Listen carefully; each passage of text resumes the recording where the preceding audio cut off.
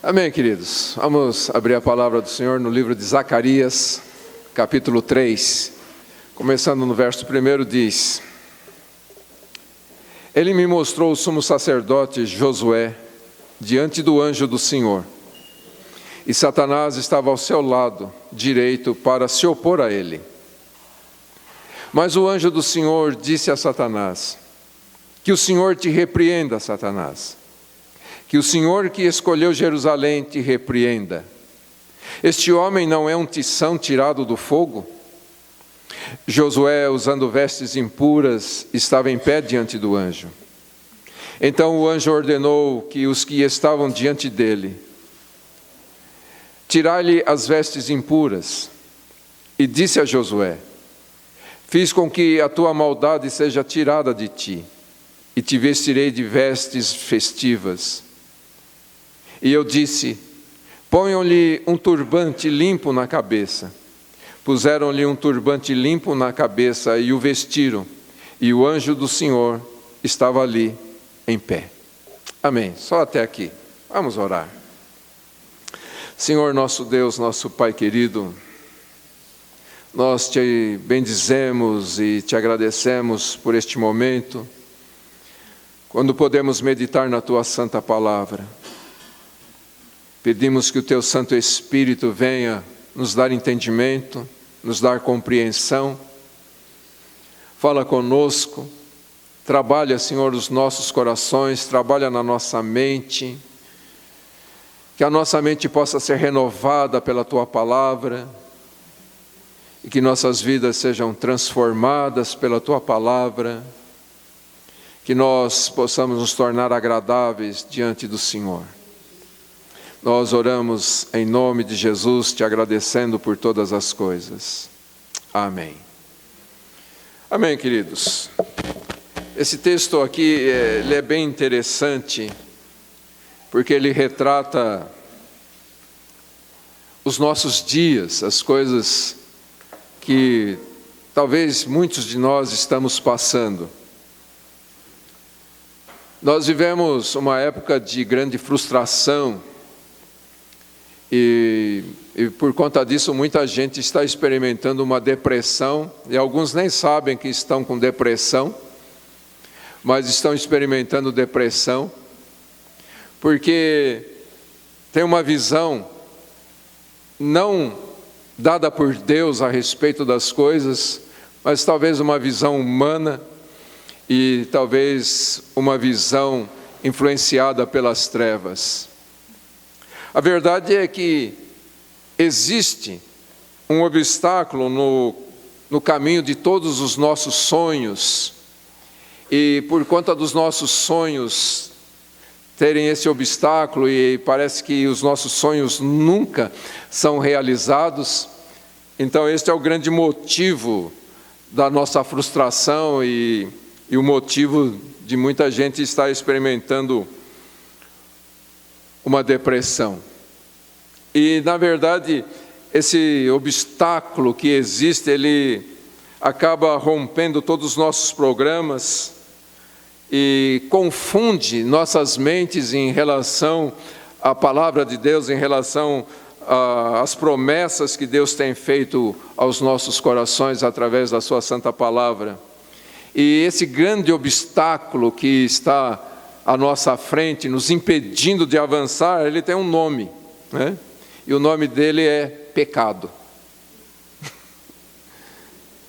E eu achei bem interessante uma frase aqui, que diz assim: o pecado é a infecção que contamina a humanidade e corrói toda a nossa visão e destrói toda a nossa esperança.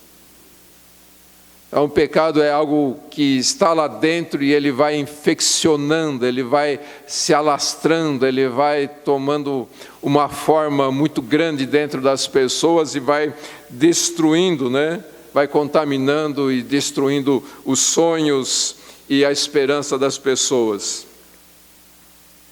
O pecado, ele traz uma culpa sobre nossas vidas que acaba apagando a glória que Deus tem colocado sobre as nossas vidas.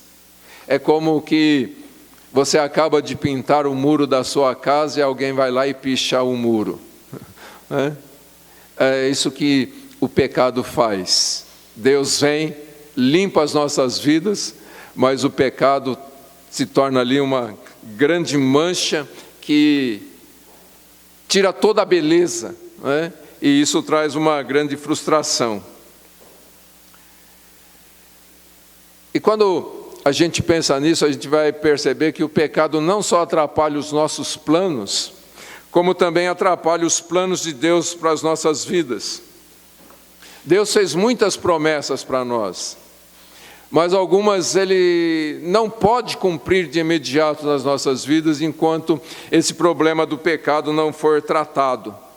E é justamente isso que a gente vê aqui, nessa situação do povo de Israel, nessa época em que Zacarias está escrevendo estas coisas. Nós temos estudado este livro e nós vemos que como Deus se manifestou poderosamente com promessas de reedificação da cidade, de reunir até mesmo as outras nações para que as outras nações pudessem ser abençoadas. E a gente cantou há pouco sobre essa soberania de Deus, e a Bíblia mostra claramente que o próprio Deus permitiu que Israel fosse escravizado pela Babilônia. A Babilônia caiu nas mãos da Pérsia, e Deus levanta um homem sobre a Pérsia que olha com bondade para este povo que é escravo no seu país e libera este povo para voltar para o seu país e reconstruir a cidade de Jerusalém. Então a gente vê tudo isto, Deus trabalhando e cumprindo toda a visão que Zacarias então teve até esse momento. Só que toda essa concretização do plano de Deus depende agora de Deus tratar com este povo a sua situação interior. Deus tratou com a situação exterior, levando o povo de volta para Jerusalém. Agora Deus vai tratar com a questão interior do coração das pessoas, do seu povo de Israel. Então, quando nós olhamos agora para esta quarta visão, nós vamos ver que Deus vai trabalhar exatamente neste ponto, o pecado que está no coração das pessoas. Nós temos falado da soberania de Deus, do controle de Deus sobre todas as coisas. Mas uma coisa que Deus não deixa de lado, uma coisa que Deus na sua soberania não pode ignorar, é justamente este problema do pecado que impede que as pessoas alcancem o plano e o propósito de Deus.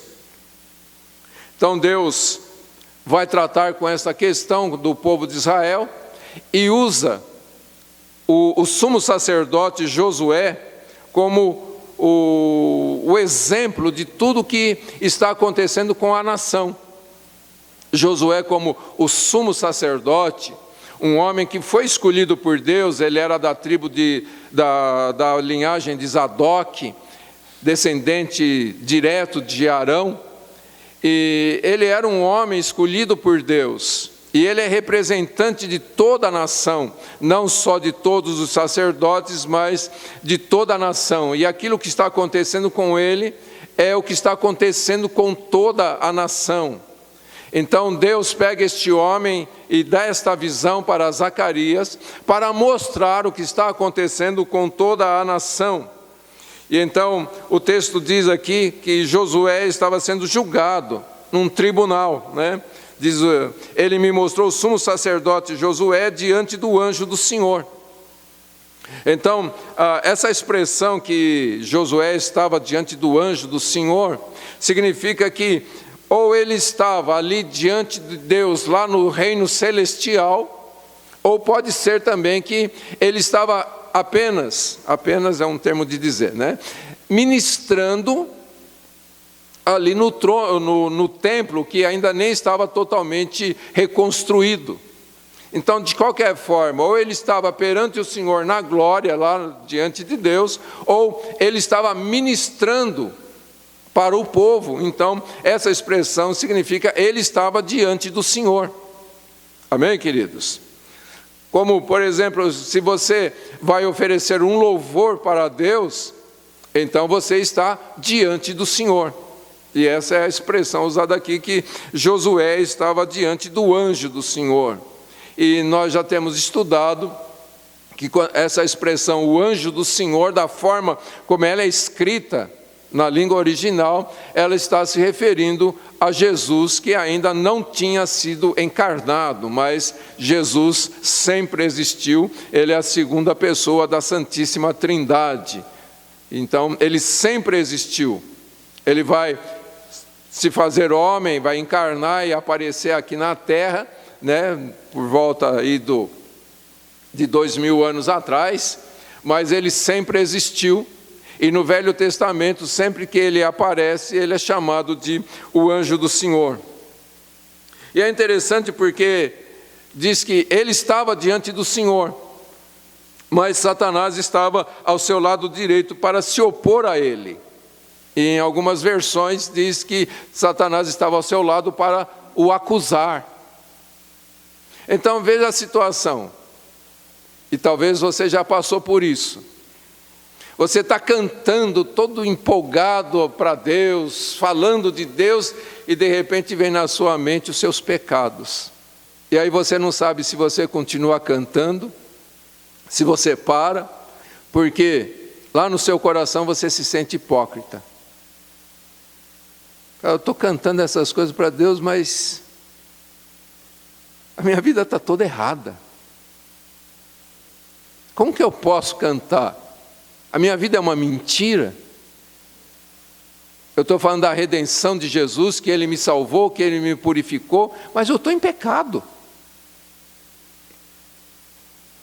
Então veja, sempre que você vai ministrar diante do Senhor, Satanás se coloca ao seu lado.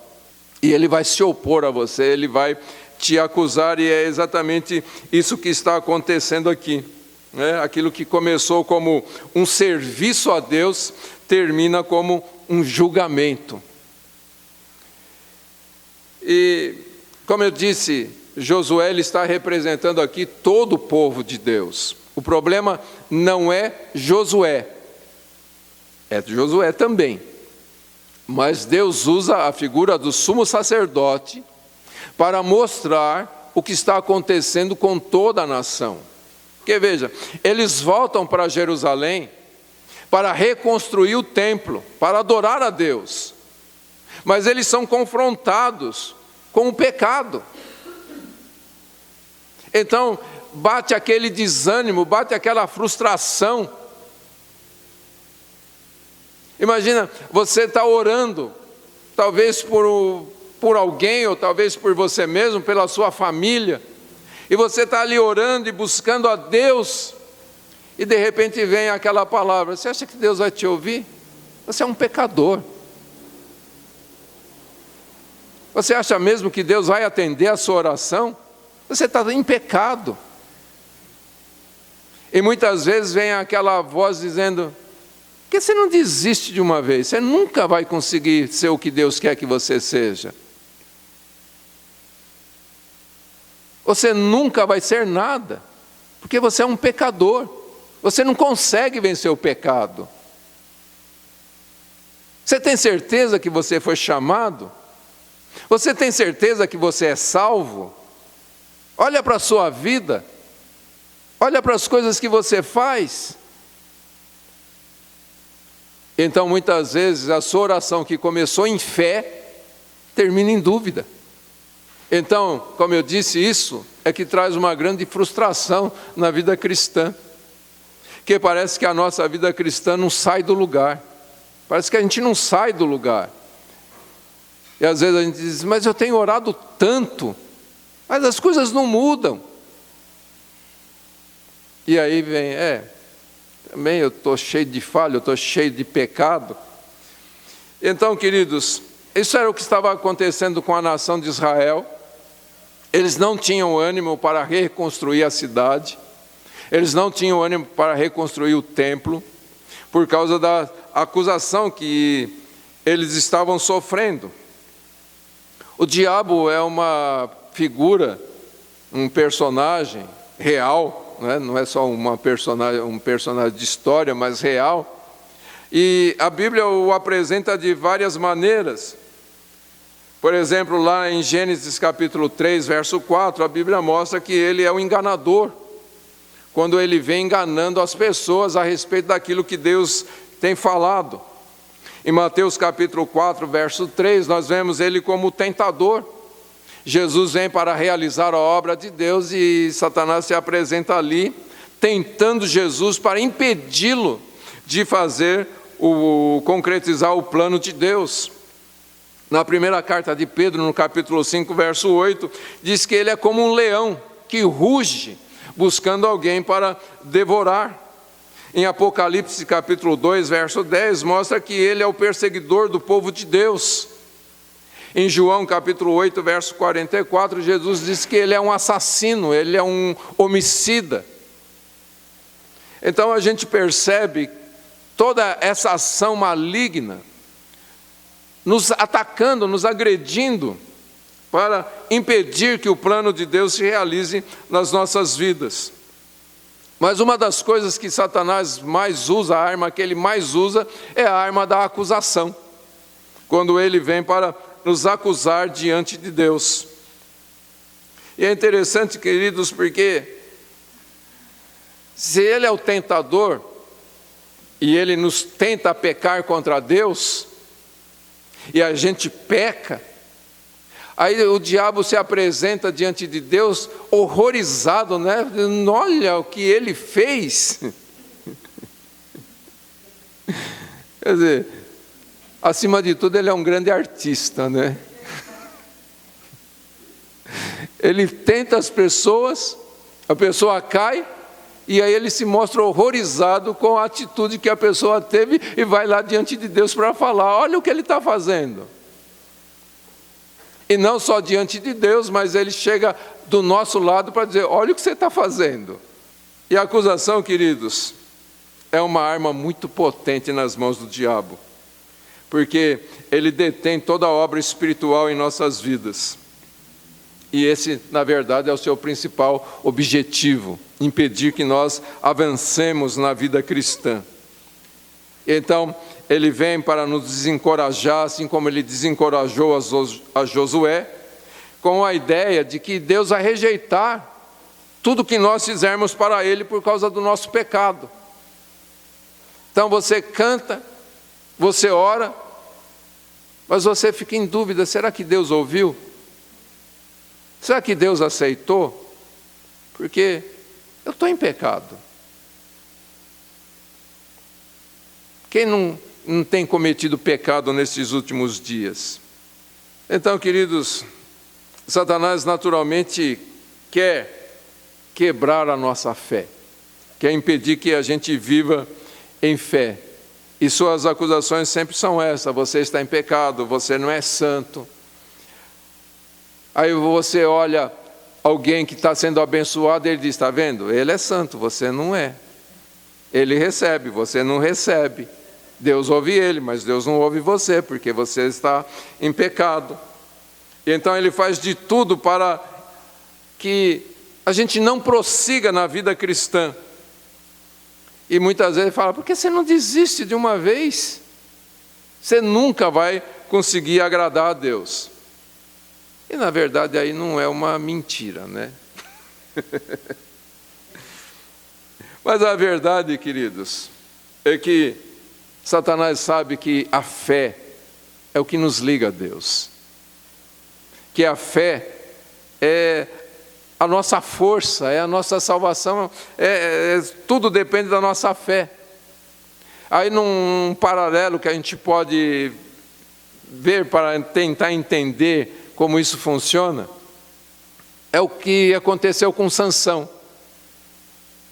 Sansão tinha a sua força, e a força física que ele tinha, porque ele era um nazireu, ele era um homem dedicado a Deus. E ele tinha quebrado muitos dos princípios, mas ele ainda conservava o seu cabelo, que era um dos requisitos do nazareado. E então ele conta isso para Dalila num momento de fraqueza.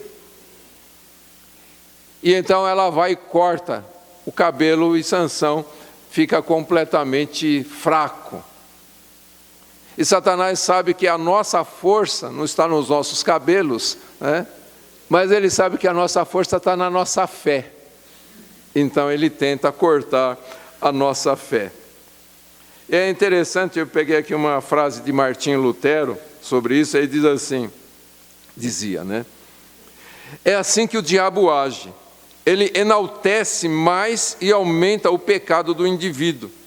E faz o juízo de Deus parecer horrível, assim como em Apocalipse capítulo 12, verso 10, nos diz que o velho dragão acusa os santos dia e noite perante o nosso Deus. Então veja, ele chega para nós para dizer que o nosso pecado é grande demais. E aí a gente se abate. Aí ele corre diante de Deus para nos acusar. Para mostrar para Deus, olha, ele está em pecado, e olha, ele é fraco, ele não tem fé, ele não tem esperança. Como se pudesse persuadir Deus a se esquecer de nós. Mas a Bíblia diz que ele é o acusador dos irmãos perante Deus, e ele faz isto dia e noite. Mas é interessante porque na visão de Zacarias, né, ele diz, Josué, usando vestes impuras, estava em pé diante do Senhor.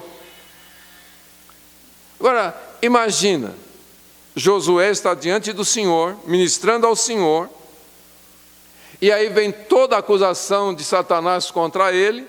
Imagina o senso de culpa e vergonha que ele sente nesta hora. Imagina você está falando de Jesus para alguém, aí chega uma outra pessoa que te conhece e fala, você vai dar ouvido para esse cara, você não sabe o que ele faz. E aí começa a falar das coisas que você faz. Como que você fica? A pessoa não está mentindo. A pessoa realmente viu você fazendo a coisa. Por exemplo, você briga com a sua esposa de manhã, e você sai para a rua, vai trabalhar, encontra alguém e começa a falar de Jesus. Aí o seu vizinho chega lá e fala, ih meu, ele estava discutindo com a mulher dele agora de manhã, ele não está mentindo, você estava. Aí você continua falando, para de falar, se esconde, o que você faz? Essa era a situação de Josué. Ele estava diante do Senhor e de repente o diabo chega e começa a acusá-lo. Mas como eu disse, ele era um legítimo sumo sacerdote da linhagem de Zadok. E se você ler lá em Ezequiel, você vai ver que a tribo da linhagem de Zadok foi a que permaneceu fiel a Deus. Mas mesmo eles permanecendo fiel a Deus, o texto diz que Josué estava com vestes impuras.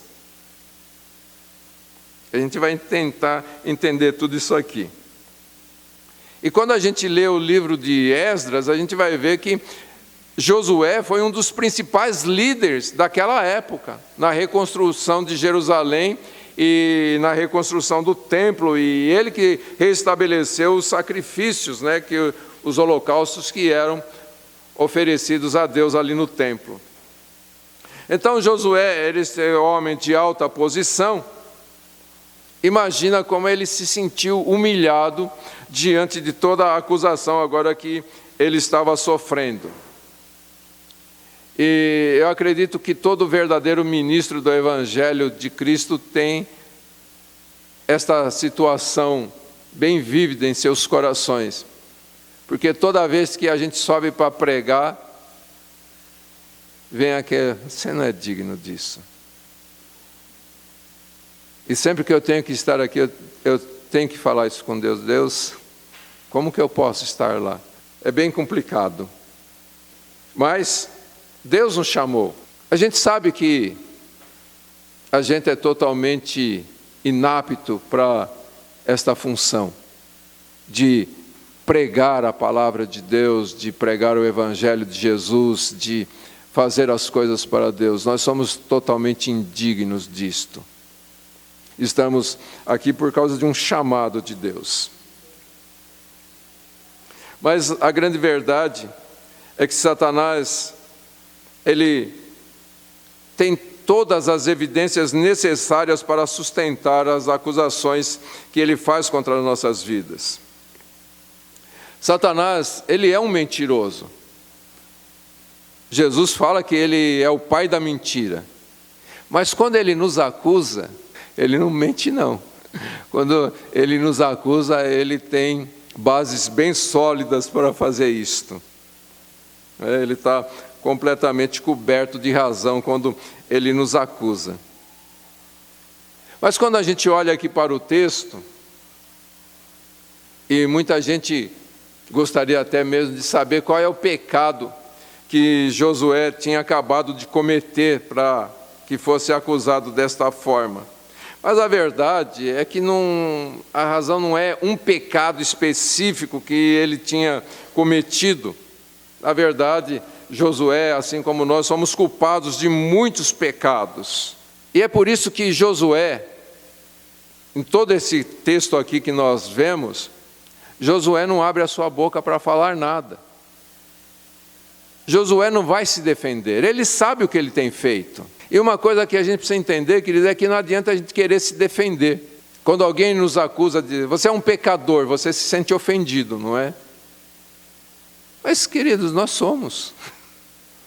Quando alguém nos chama de pecador, isso não é uma ofensa, isso é uma verdade. A Bíblia diz que todos pecaram, sem exceção, todos pecaram e todos foram separados da glória de Deus. E então Josué fica quieto, ele não fala nada em sua defesa. O anjo do Senhor que está ali também não defende Josué das acusações que ele está recebendo. Deus não vai dizer, não, ele não fez isso, porque Deus não vai mentir. Se você fez, Deus não vai falar que você não fez. Então, quando Satanás acusa Josué, Josué fica quieto, ele não tem como se defender, porque era verdade o que ele estava sendo acusado, que não é verdade, não vai falar nada sobre esta acusação. E para a gente entender também isso aqui, eu quero ler uma frase de Spurgeon, que eu achei bem interessante. Ele diz assim, verdadeiramente, caro amigo, se Satanás deseja nos acusar, qualquer página de nossa história, qualquer hora do dia, lhe servirá de material para as acusações. Ontem, você foi impaciente. No dia anterior, você se orgulhou. Outro dia, você foi indolente. No outro, irritado. Ó, que antro de aves imundas é o coração humano. Se o velho acusador quer motivo para a acusação, ele realmente encontrará o quanto quiser, pois somos completamente imundos. Embora o anjo do Senhor não possa falar nada em defesa de Josué, porque ele realmente havia cometido pecado, esse anjo do Senhor, que a gente tem dito que é o próprio Jesus, sabendo já que ele foi imolado antes da fundação do mundo, que ele é o cordeiro imolado antes da fundação do mundo, quando isso aqui já está acontecendo, lá na eternidade tudo já estava decidido, muito antes de tudo isso acontecer. Então o anjo do Senhor vai repreender Satanás, não defendendo Josué das coisas que ele tinha feito, mas ele vai dizer, o Senhor que escolheu Jerusalém, te repreenda. Veja aqui, porque nós somos pecadores, nós não temos nada para dizer diante das acusações que nós sofremos, e o anjo do Senhor também não tem como nos defender das acusações que nós recebemos, mas então ele vai repreender Satanás, não com base no que nós somos, mas com base naquilo que ele é. E Jesus vai falar para Satanás que a base da defesa de Josué é a eleição de Deus. Ele vai dizer que Deus escolheu. Por que Deus vai dizer desta forma? Primeiro, porque toda essa acusação de Satanás difama também a integridade de Deus. Por Deus estar associado a uma pessoa como Josué, que está trajando vestes impuras. Então, a defesa de Deus em favor de Josué é essa: eu escolhi ele. Amém, queridos? Então, o anjo responde com a eleição de Deus, porque a posição de Israel em relação a Deus e a nossa posição em relação a Deus é a promessa da eleição. Então, a base nunca foi a dignidade do povo. A base da nossa defesa diante de Deus não é a nossa dignidade, mas a do Senhor Jesus. Amém, queridos? Foi isso que Deus sempre enfatizou em toda a sua palavra, desde o Velho Testamento e no Novo Testamento. Por exemplo, lá em Deuteronômio capítulo 7, nos versos 7 ao 8, diz assim: o Senhor não se agradou de vós, nem vos escolheu, porque fostes mais numerosos do que todos os outros povos, pois eres menos numerosos do que qualquer outro povo. Mas o Senhor vos tirou com mão forte e vos resgatou da casa da escravidão, da mão de Faraó, rei do Egito, porque vos amou e quis manter o juramento que havia feito aos vossos pais. Então, por que Deus libertou este povo? Porque esse povo era digno, porque era um povo bom, um povo grande, um povo bonito? Não, simplesmente porque Deus decidiu amar esse povo. Por quê? Porque Ele quis. Simplesmente isso, porque Ele quis. Ele não viu nada que pudesse provocar este amor, mas Ele decidiu amar. Amém, queridos? Um pastor chamado David Barron, ele disse assim: se a posição de Israel como povo peculiar do Senhor dependesse de sua fidelidade, então a nação tinha sido extinta há muito tempo. Mas a esperança e segurança de Israel repousam sobre o imutável caráter e fidelidade do amor do Deus eterno, em quem não há mudança, e isto faz toda a diferença. Amém, queridos? Então, nunca foi em sua própria justiça que o povo de Deus foi aceito por Deus, mas ele foi aceito por causa do amor e da graça do próprio Deus. E isso é que traz um conforto para nós. Efésios capítulo 1, versos 3 a 8 diz assim: bendito seja o Deus e Pai de nosso Senhor Jesus Cristo, que nos abençoou com todas as bênçãos espirituais nas regiões celestiais em Cristo, como também nos elegeu nele, antes da fundação do mundo, para sermos santos e irrepreensíveis diante dele em amor. E nos predestinou para si mesmo, segundo a boa determinação da sua vontade, para sermos filhos adotivos por meio de Jesus Cristo, para o louvor da glória da sua graça, que nos deu gratuitamente no amado. Nele temos a redenção, o perdão dos nossos pecados pelo seu sangue, segundo a riqueza da sua graça, que ele fez multiplicar-se para conosco em toda a sabedoria e prudência. Amém, queridos? Então, tudo uma determinação de Deus, uma decisão de Deus a nosso respeito. E então Cristo repreende as acusações de Satanás contra as nossas vidas justamente nesta base. Ele nos escolheu por causa do seu amor por nós. Ele nos amou. Sabe por que Deus nos amou? Porque Ele nos escolheu. Ele nos escolheu porque nos amou. E nos amou porque nos escolheu. Deixa eu ler mais uma frase de Spurgeon aqui.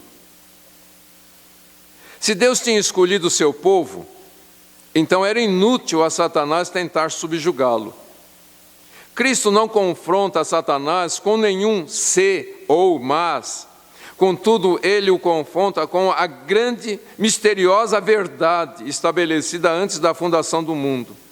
Ele lança, por assim dizer, esta corrente em seus dentes e pede para que ele mastigue até quebrar os dentes. Deus escolheu a Jerusalém, que esta repreensão seja suficiente. E quando a gente olha para isto, queridos, nós podemos usar esta mesma doutrina da graça de Deus para repreender as nossas dúvidas a respeito da nossa eleição, para responder aos nossos temores, às nossas inseguranças a respeito da salvação. Se Deus nos escolheu, e se nós estamos nos voltando a Jesus em fé, é somente porque Ele nos escolheu. E essa resposta é suficiente. Quando Satanás vem para nos acusar, a gente não tem como se defender e dizer, eu não sou isso, porque a gente é. Eu não fiz isso, a gente fez. Então o que a gente pode dizer? Independente de tudo, Deus me escolheu, ponto final. E o segundo motivo que a gente vê na repreensão aqui do anjo a Satanás, ele diz, este homem não é um tição tirado do fogo? Olha que descrição, não é? Descrição maravilhosa que o Senhor faz aqui a nosso respeito, a respeito da igreja que está liberta de toda a condenação. Como que a gente entende isso aqui? Por exemplo, você está andando pela rua, aí você vê um camarada lá totalmente depravado, totalmente desprezível, totalmente perverso. Aí você olha tudo aquilo e diz, eu sou um tição tirado do fogo. O que significa isso? Eu era exatamente isso. Condenado ao fogo eterno. Mas o Senhor me tirou. Eu sou um tição tirado do fogo. Eu sou um tição tirado do julgamento de Deus. O julgamento de Deus me lança ao fogo. E então eu sou um tição tirado do fogo. Amém, queridos? Então veja, Deus trouxe, aqui voltando para Zacarias, Deus trouxe o seu povo de volta da Babilônia, onde eles tinham sido lançados para julgamento. Então a Babilônia era o fogo do juízo de Deus sobre aquele povo por causa do pecado que eles tinham cometido. E por isso Deus disse, ele é um tição tirado do fogo. Ele estava assim debaixo de juízo, ele estava assim debaixo de condenação, mas eu tirei ele de lá. Tem mais uma frase aqui que eu achei bem interessante, Thomas Maciejowski. Ele diz assim, se desejasse deixá-los perecer por causa do seu pecado, o Senhor os deixaria na Babilônia. Mas ao arrancá-los das chamas do exílio, ele revela que sua graça é maior que a culpa deles. Então, veja, o que este pastor estava dizendo. Muitas vezes nós estamos sofrendo determinadas coisas neste mundo. Isso não é novidade, a gente sofrer, porque Jesus deixou muito claro, neste mundo tereis aflições. E então é muito comum, nessas horas de sofrimento, nós recebemos acusações do diabo, dizendo, está vendo? Você é um pecador, por isso que você está sofrendo todas essas coisas. Então, esse pastor diz, se a intenção final de Deus fosse deixar você realmente sofrer até o fim, Ele não tinha tirado você da escravidão do diabo, Ele tinha deixado você lá. E aí a gente tem que entender o que a Bíblia diz, que a nossa leve e momentânea tribulação produz em nós um peso de glória eterna. Então, na verdade, Deus está trabalhando em nossas vidas. A gente já estudou sobre isto. A palavra de Deus diz, todas as coisas cooperam para o bem daqueles que amam a Deus, daqueles que foram chamados por Deus, daqueles que foram eleitos por Deus. Todas as coisas cooperam para o bem dessas pessoas. Em tudo, Deus está trabalhando. Deus está nos aperfeiçoando. Amém, queridos? Então, a palavra de Deus oferece esse conforto para todo aquele que crê em Cristo.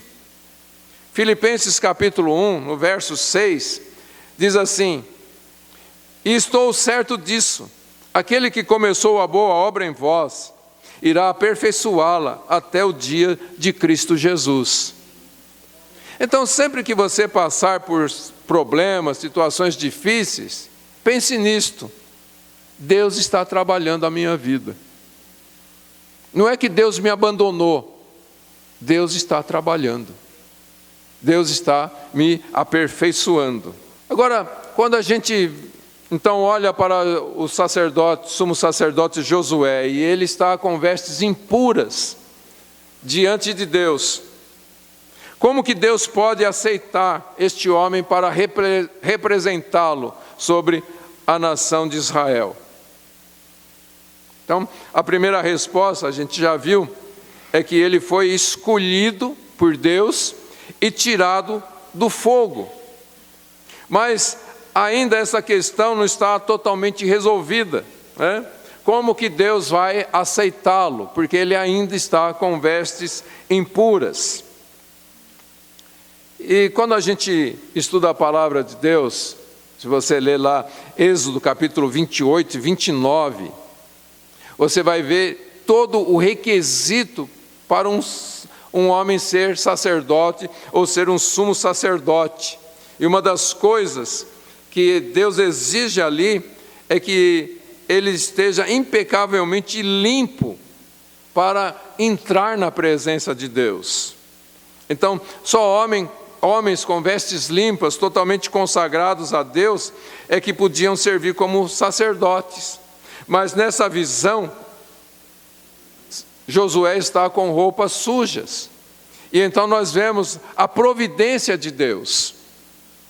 Quando o anjo vai dizer para que aquela veste seja tirada de Josué e seja colocada uma veste nova sobre Josué. E é exatamente isto, queridos, que Deus faz com as nossas vidas. Porque, sabe, nós temos falado aqui, nós somos seres totalmente depravados. Não há nada de bom em nós. Às vezes a gente tenta melhorar a nossa situação, dizendo: mas eu não sou como tal pessoa. Não sei se você lembra, eu sempre falo da historinha de um menino que queria um cachorrinho. Lembra dessa historinha? Ele queria um cachorrinho, ele juntou dinheiro e foi comprar o cachorrinho. Quando ele chegou lá, o homem falou: qual você quer? Ele falou: aquele ali. O homem disse: não, aquele lá não. Está vendo que ele está quietinho lá no canto? Ele tem um problema na patinha dele e ele não pode brincar como os outros, ele não pode correr. Eu acho que você não quer esse cachorrinho. Aí o menino levanta a barra da calça e mostra que ele tinha um problema na perna. E ele diz para o homem: porque nós somos iguais, eu acho que nós podemos ser grandes amigos. Nós temos o mesmo defeito. E a grande questão é essa, querido: todos nós temos o mesmo defeito, que é o pecado. Ele pode se manifestar de forma diferente, mas o problema é o mesmo, é o pecado. Então ninguém é melhor do que ninguém, porque lá no fundo todos são iguais perante Deus, todos são pecadores. Olha o que a Bíblia diz a nosso respeito. Alguns não gostam disso, mas está na Bíblia. Isaías capítulo 64, Isaías 64 no verso 6, diz assim: todos nós somos como o impuro, e todas as nossas justiças como o trapo da imundícia. E todos nós murchamos como uma folha, e as nossas maldades nos arrebentam como o vento. Então, essa é como a Bíblia mostra o que nós somos. Amém, queridos? Agora, tudo isso mostra o quanto Deus é bom, o quanto Deus é gracioso para conosco. Porque Ele diz isto a nosso respeito, o que nós realmente somos.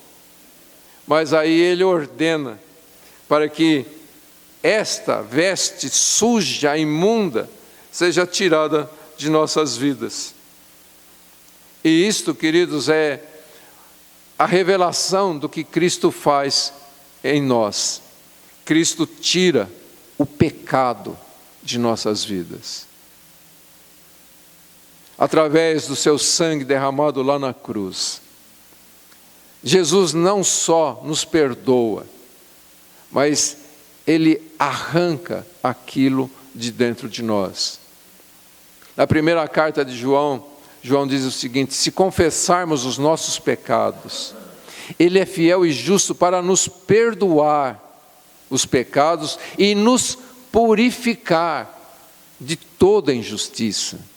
Então Ele não somente perdoa, mas Ele arranca o pecado de nossas vidas através do sangue de Cristo. E embora o sangue de Cristo não está mencionado aqui nesta visão de Zacarias, mas toda a nação de Israel sabia muito bem sobre isto. Lá em Levítico capítulo 17, verso 11, diz que sem derramamento de sangue não há remissão de pecados. Então estava implícito aqui o sangue de Cristo sobre a vida do sumo sacerdote Josué. E é interessante porque o anjo vira para Josué para declarar: fiz que a tua maldade seja tirada de ti. E por que esse anjo podia dizer isto para Josué? Justamente porque ele é o próprio Jesus. E ele diz: fiz com que a tua maldade seja tirada de ti.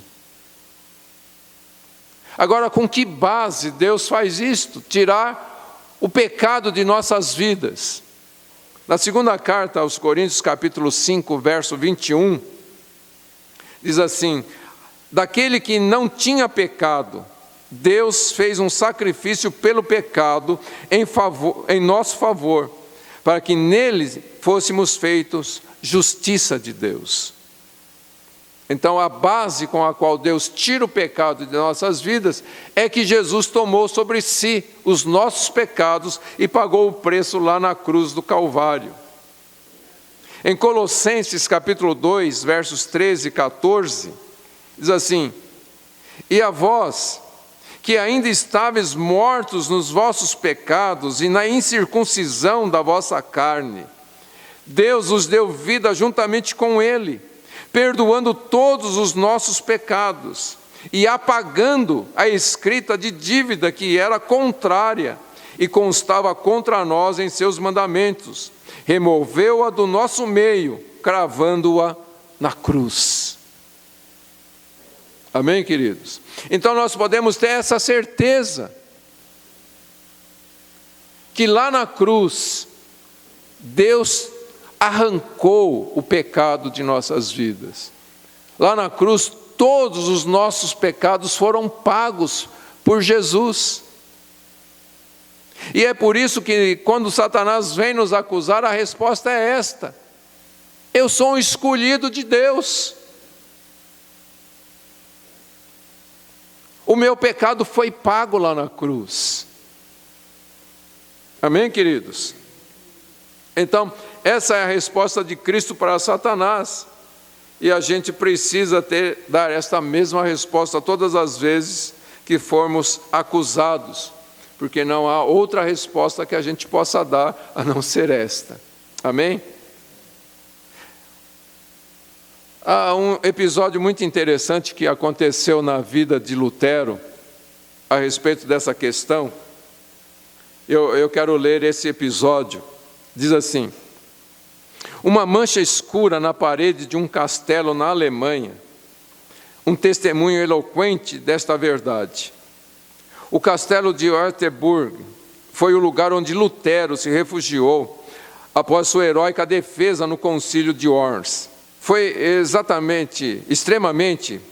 Lutero foi extremamente produtivo durante aquele período, mas ele também sofreu nas mãos do diabo. Ele escreveu ao amigo Philipp, no dia 24 de maio de 1522, a respeito de uma depressão espiritual que teve quando sonhou que Satanás apareceu com um longo rolo, no qual estavam registrados detalhadamente muitos dos seus pecados, os quais foram lidos um a um. Ao mesmo tempo, Satanás zombava dele por seu patético desejo de servir a Deus, garantindo que depois de tudo, ele acabaria no inferno. Lutero se contorceu em agonia espiritual, até que saltou e gritou: "É tudo verdade, Satanás, e muitos outros pecados que cometi na minha vida que só Deus conhece. Mas escreva isto no fim da sua lista: o sangue de Jesus Cristo, o Filho de Deus, nos purifica de todo pecado." Depois, pegando o tinteiro de sua mesa, Lutero lançou contra o diabo, que fugiu em seguida, deixando a mancha escura na parede que atesta este livramento. Então, queridos, essa é a nossa resposta. Quando vem a nossa lembrança, todos os nossos pecados, coloque no fim da lista, mas o sangue de Cristo Jesus nos purifica de todo pecado. Amém, queridos? Foi o que Deus disse para Josué: "Eu te vestirei de vestes festivas." Então, queridos, após nos purificar de todo pecado, Deus nos dá uma nova roupagem, que é justamente a justiça de Cristo sobre nós. E é extremamente necessário que nós assumamos isto, que Cristo é a nossa justiça perante Deus. Jesus conta uma parábola muito interessante lá em Mateus capítulo 22, nos versos 11, ele fala lá sobre a parábola das bodas, e nos versos 11 ao 14 diz assim: "Mas quando o rei entrou para ver os convidados", porque ele mandou sair pelas ruas convidando todo mundo, né? "E quando o rei entrou para ver os convidados, encontrou ali um homem que não se vestia com trajes nupciais, e perguntou-lhe: 'Amigo, como entraste aqui sem trajes nupciais?' Ele, porém, calou-se. Então o rei ordenou aos servos: 'Amarrai-lhe e aos pés e as mãos, e lançai-o nas trevas exteriores. Ali haverá choro e ranger de dentes, porque muitos são chamados, mas poucos escolhidos.'" Então, a necessidade, queridos, de nós confessarmos que Jesus é a nossa justiça perante Deus. Essa é a nossa roupagem. Esta é a nossa veste festiva. A justiça de Cristo imputada a nós. Amém? Jesus morreu na cruz do Calvário e imputou a sua justiça em nossas vidas. E por isso nós somos justos diante de Deus, não pelos nossos atos, mas pelos atos de Cristo. Amém? Deixa eu ler aqui uma frase de John Owen. Ele diz assim: "Não basta dizer que não temos culpa, também precisamos ser perfeitamente justos. A lei precisa ser cumprida em perfeita obediência para entrarmos na vida eterna. Isso encontramos somente em Cristo." De acordo com Romanos capítulo 5, verso 10, que diz que quando nós éramos inimigos de Deus, Jesus morreu por nós. Muito mais agora sendo reconciliados pelo sangue de Cristo. Então ele continua dizendo: "Sua morte nos reconciliou com Deus. Agora somos salvos por sua vida. A perfeita, a verdadeira obediência a qual Cristo cumpriu na terra é aquela justiça pela qual somos salvos. Sua justiça nos é imputada para que eu seja considerado como se eu mesmo tivesse obedecido perfeitamente à lei. Então, quando nós estamos em Cristo, unidos com Cristo, toda a justiça de Cristo é imputada a nós. E Deus olha para nós como que se nós também tivéssemos sido justos durante toda a nossa vida. Dá para entender isso, gente? Não dá. Não dá para entender. Mas é fato. Deus disse que nos considera assim, justos, por causa do sacrifício do Senhor. Amém, queridos? Então, quando a gente une a remoção dos nossos pecados com essa verdadeira justiça, é que nós encontramos paz no nosso coração. E é aí que a gente resolve aquele problema que eu disse no início, que traz frustração e muitas vezes depressão. Nós somos lavados pelo sangue de Cristo, os nossos pecados foram removidos e nós fomos imputados como justos diante de Deus. Amém, queridos?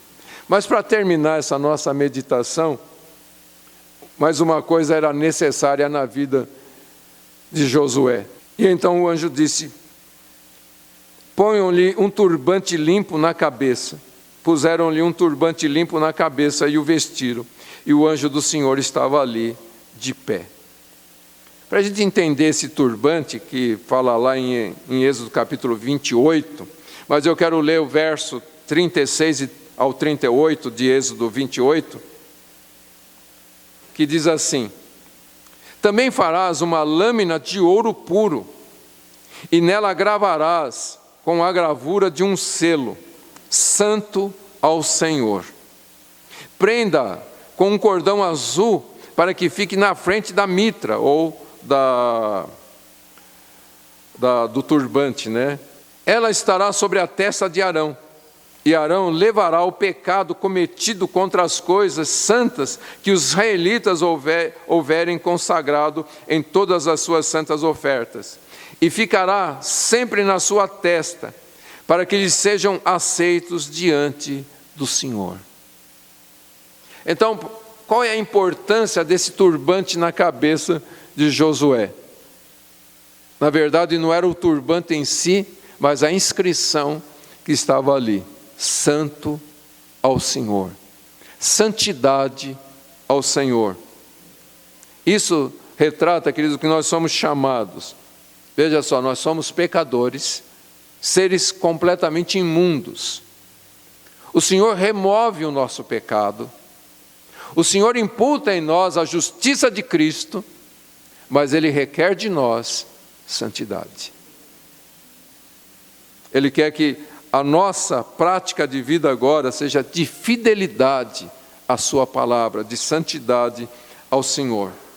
Depois de sermos livres do pecado, devemos andar em justiça e em santidade diante do Senhor. Lá em João capítulo 8, nós temos a história daquela mulher adúltera, que foi pega em flagrante adultério, levada perante Jesus.